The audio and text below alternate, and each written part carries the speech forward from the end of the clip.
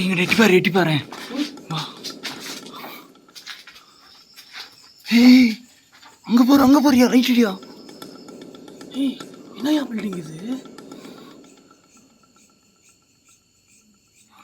Sound இது. ஏய் அது என்ன பில்டிங்? அதையா சவுண்டு இது.